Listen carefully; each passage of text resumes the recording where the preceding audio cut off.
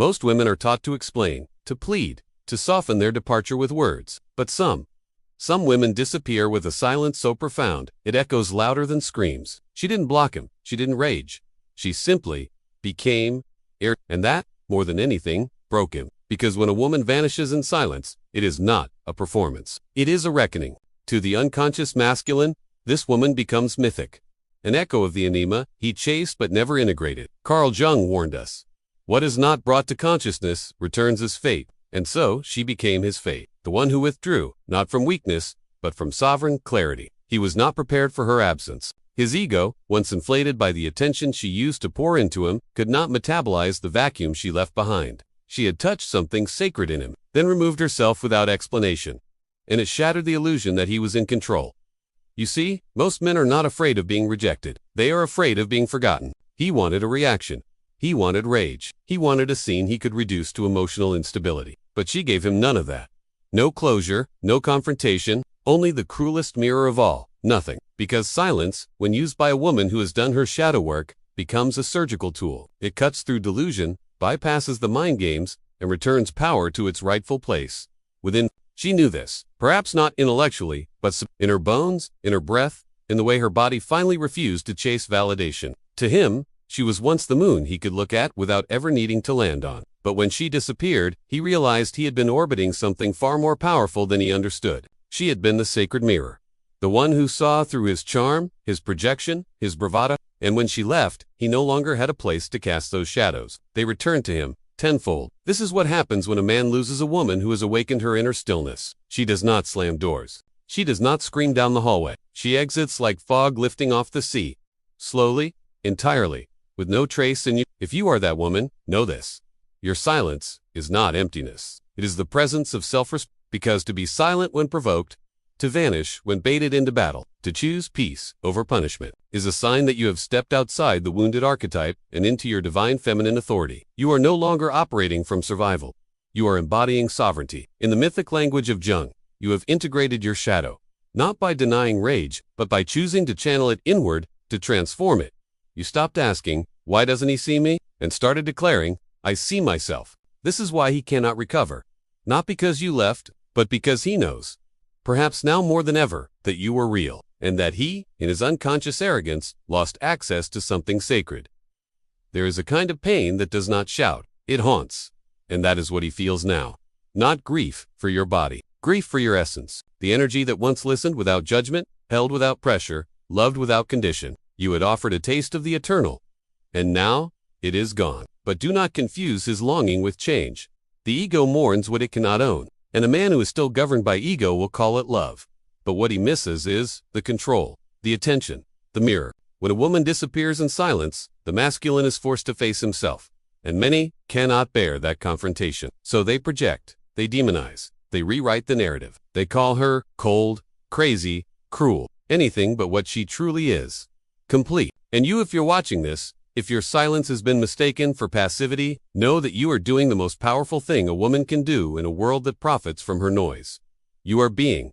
Stillness is not the absence of power. It is its most concentrated form. She vanished in silence, not to punish, but to preserve herself, her peace, her soul, and in doing so, she became unforgettable.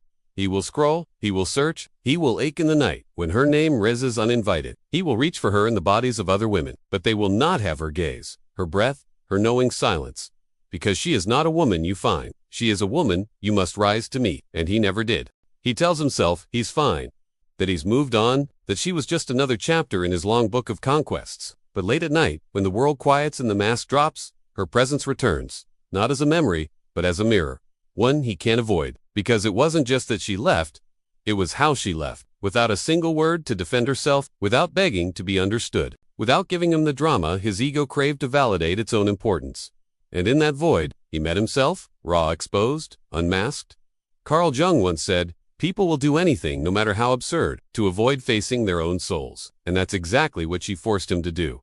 By doing nothing at all, he begins to remember the way she looked at him, not with need, but with clarity. The kind of gaze that sees past performance. She had seen the boy inside the man, the loneliness behind the charm, the fear beneath the anger. And for a while, he felt safe in her presence.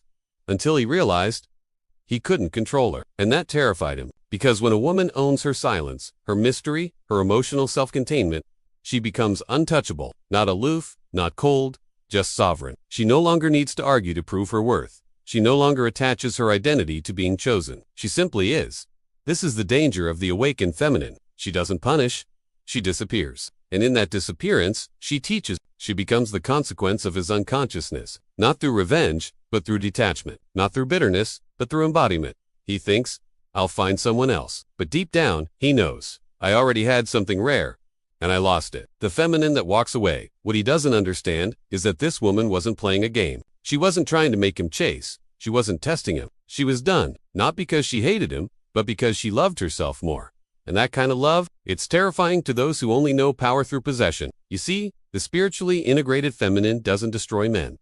She awakens them, or she leaves. There is no in-between. Her silence is her boundary. Her absence is her sermon. And unless a man is brave enough to meet her in the shadows, to face the parts of himself she reflects back, he will never truly have her, because a woman like that doesn't return for apologies. She doesn't come back because he finally misses her. She only responds to evolution, and even then, she might still choose to walk alone. Jung's archetype of the anima. Carl Jung spoke deeply about the anima, the inner feminine within every man, a mystery he chases, yet rarely understands. When a man meets a woman who embodies this archetype, emotionally intelligent, intuitive, spiritually aligned, it activates something ancient in him, a longing, a craving, a sense that he's found home. But if he has not done his own inner work, that same woman quickly becomes unbearable. Too much, too emotional, too still, too mysterious. And so, he runs. But when she finally walks away, without demand, without noise, the fantasy is broken. She is no longer a projection of his desire. She becomes a mirror of his inability to receive love. And that, he cannot unsee. The man she'll never explain herself to this woman. The one who vanished in silence, didn't disappear to teach him a lesson. She didn't ghost him to feel powerful. She left because explaining herself would have required her to shrink, to deem, to translate her depth into something digestible, to beg for validation from someone who could not hold it. And so she chose silence, because silence is a language only the awakened can understand. Because some stories don't need to be explained. They just need to end. Because she knew that whoever could not sit in her mystery could never hold her truth. And in doing so, she became a myth to him, not because she was perfect, but because she was real, and he only recognized that. When it was too late, she doesn't call herself high value. She doesn't post cryptic quotes to hint at her pain. She doesn't try to prove her worth in a world too loud to hear her. She simply walks, and when she walks, she does so without apology.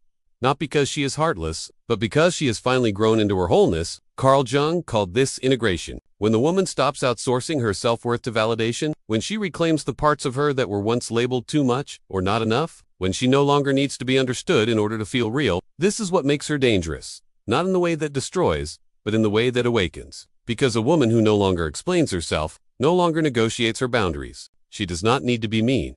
She is simply clear. She has cried. She has begged. She has played cool girl and healer and ride or die. And now, she is just herself. No performance. No pose. No apology. What happens when she chooses herself to the man who hasn't faced his shadows? She seems elusive. To the man who's addicted to chaos, she seems boring. To the man who only knows love through control, she seemed threatening. But to the man who has done his work, who has descended into his own unconscious, who knows how to hold space, who's made peace with solitude, she'll feel like home. Not because she needs him, but because she has already found herself. Carl Jung taught that wholeness is not achieved by being perfect. It is achieved by embracing all parts of yourself, especially the ones you were told to hide. This woman has met her shadow. She's kissed her grief. She's held her rage without shame. And that's why she doesn't beg anymore. That's why she doesn't explain. That's why her silence shakes him to his core. She's not cold. She's contained. She's not passive. She's powerful. And when she walks away, it is not to make a statement.